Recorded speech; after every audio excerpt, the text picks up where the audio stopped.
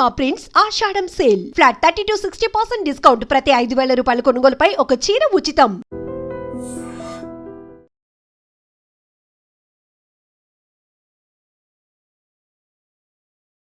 తమిళనాడుకు సంబంధించిన పూజారుల వీడియో ఇప్పుడు సోషల్ మీడియాలో పూర్తిగా వైరల్ గా మారిపోయింది. పూజారులు అంటే మనకు తెలుసు, దేవాలయానికి వెళ్తే వాళ్ళు చేసేటటువంటి పూజలు కావచ్చు, ఆ తర్వాత వాళ్ళు ప్రసాదాలు ఇవ్వడం కావచ్చు, ఆ తర్వాత వాళ్ళు చెప్పేటటువంటి మాటలు కావచ్చు, ఇవన్నీ కూడా మనకు తెలిసినటువంటివి.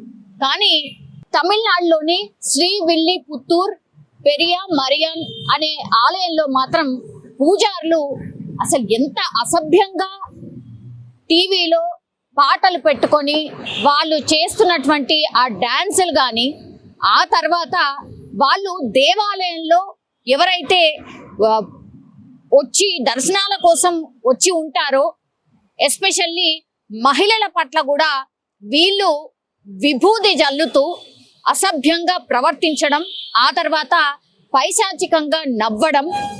అసలు నిజంగా పూజారులు ఎందుకు ఇట్లా చేస్తుండ్రో కూడా అర్థం కావట్లేదు. కానీ క్లియర్ గా ఆ వీడియోలో మాత్రం నాకు స్పష్టంగా కనిపిస్తోంది.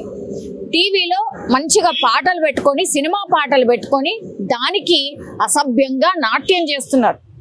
ఆ తర్వాత గుడికి వచ్చిన ఎవరైతే మహిళలు ఉంటారో వాళ్ళ పట్ల కూడా అసభ్యంగా ప్రవర్తించడం, మాటలు మాట్లాడడం, పిచ్చిగా నవ్వడం, వాళ్ళ మొహానికి విభూది చల్లడం, ఇవన్నీ కూడా స్పష్టంగా వీడియోలో మనకు కనిపిస్తున్నాయి.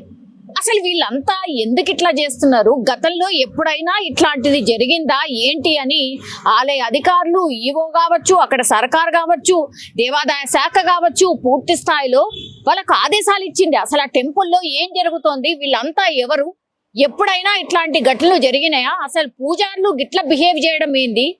అసలు చూసిన వాళ్ళందరూ కూడా భక్తులే కాదు, ఎవరైనా కామన్ పర్సన్ ఎట్లా రియాక్ట్ అవుతారు?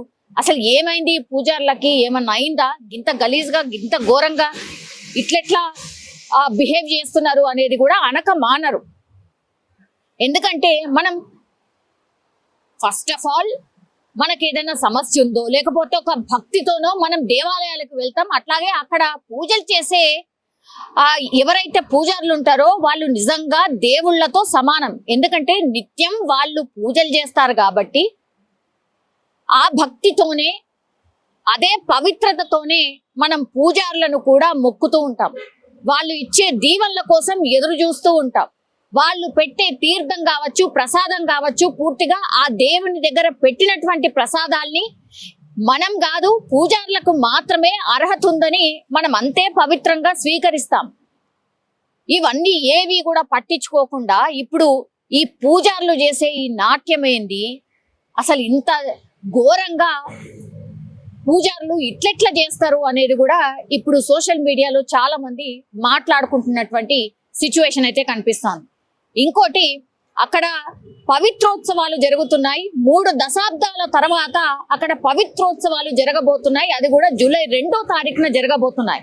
సో ఒకవైపు దానికి సంబంధించిన అరేంజ్మెంట్స్ జరుగుతుంటే, వేరే వేరే ప్రాంతాల నుంచి వచ్చి కూడా ఈ పవిత్రోత్సవాల్లో ఏవైతే పూజలు కార్యక్రమాలు జరుగుతాయో వాటికి సంబంధించి ఒక్కొక్క దాంట్లో ఒక్కొక్క స్పెషలైజేషన్ ఉంటది కదా. అందుకని వేరే వేరే ప్రాంతాల నుంచి కూడా ఈ పవిత్రోత్సవాలు చేయడానికని పూజారులు వచ్చారట. అందులో భాగంగానే వీళ్ళు కూడా వేరే ప్రాంతం నుంచి వచ్చినటువంటి పూజారులుగా చెప్తున్నారు. అట్లాగే వీళ్ళు ఎందుకని ఇంత భయంకరంగా, ఇంత అసభ్యంగా సినిమా పాటల మీద నాట్యం చెయ్యడం ఏంది, అట్లాగే అక్కడికి వచ్చే మహిళల మీద ఇంత అసభ్యంగా ప్రవర్తించడం ఏంటి అంటూ కూడా ఆరా తీస్తున్నారు. ఒకటి, ఆ తర్వాత ఆలయ ఈవో కావచ్చు, దాని తర్వాత దేవాదాయ శాఖ కావచ్చు, వీళ్ళందరూ కూడా ఒక కమిటీని వేసిండ్రు. అట్లాగే ఈ పూజారులు ఎవరైతే ఈ 3 కనిపిస్తున్నారో వాళ్ళందరినీ కూడా అక్కడి నుంచి తొలగించేసిండ్రు. అండ్ ఆ తర్వాత ఈ పవిత్రోత్సవాల తర్వాత వాళ్ళ మీద ఏం చర్య తీసుకోవాలి అన్న ఆలోచన చేస్తున్నట్టుగా కూడా ఇప్పుడు ఇన్ఫర్మేషన్ అయితే అందుతోంది. కానీ జరగాల్సిన ఘోరం అయితే జరిగిపోయింది. పూజారులను మనం ఎట్లయితే చూస్తామో అది కాకుండా దానికి భిన్నంగా ఏ పోకిరీలో లేకపోతే ఇంకెవరో వేరే వేరే వాళ్ళు చేస్తే అసలు ఈ చర్చ వచ్చేది కూడా కాదు. కానీ పూజారులు మీరు మొత్తం మీ మీ వేషధారణ ఒక్కసారి చూసుకోండి. మీరు ఏంటి అనేది కూడా మర్చిపోయి మీరు సినిమా పాటలకి ఎంత అసభ్యంగా డాన్సులు చేస్తున్నారో ఒక్కసారి ఆలోచించుకోండి అనేసి కూడా చాలా మంది, అంటే అక్కడ ఉన్నటువంటి వాళ్ళు కూడా మీరు ఈ గుడిని అపవిత్రం చేసిండ్రు, మీరు ఏవైతే ఇప్పటి వరకు పూజలు చేసిండ్రో అవన్నీ కూడా అమ్మవారికి చేరలేదు, ఇంత భయంకరమైనటువంటి పూజారులు కూడా ఈ సమాజంలో ఉన్నారా, అసలు వీళ్ళకి ఏమైంది, నిజంగానే వీళ్ళు పూజారులా కాదా అన్నటువంటిది ఇప్పుడు చాలా క్వశ్చన్స్ అయితే రైజ్ అవుతున్నటువంటి పరిస్థితి అయితే కనిపిస్తోంది.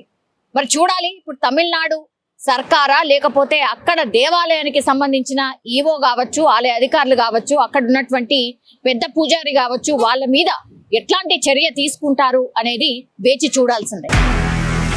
నిజంగా ప్రస్తుతం ఉన్నటువంటి సమాజం దేనికి ప్రయారిటీ ఇస్తుంది? ఆర్థిక సంబంధాల చుట్టూ మాత్రమే తిరుగుతుంది. మళ్ళీ ఎన్నికలంగానే చాలా విరక్తి కలుగుతాం. మంచి అనిపిస్తుంది కదా, లేడీస్ కూడా ఛాలెంజింగ్ జాబ్స్ చేసినప్పుడు చాలా బాగుంటది. ట్రాఫిక్ అసిస్టెంట్స్ గా నియమించిన ట్రాన్స్జెండర్స్ అందరితో సాల్యూట్ చేయించుకుంటున్నారు. ఫుడ్ డెలివరీ ఇవ్వటానికి వెళ్ళినటువంటి డెలివరీ బాయ్ అనిల్ పై కళ్ళ ముందు పెళ్ళండి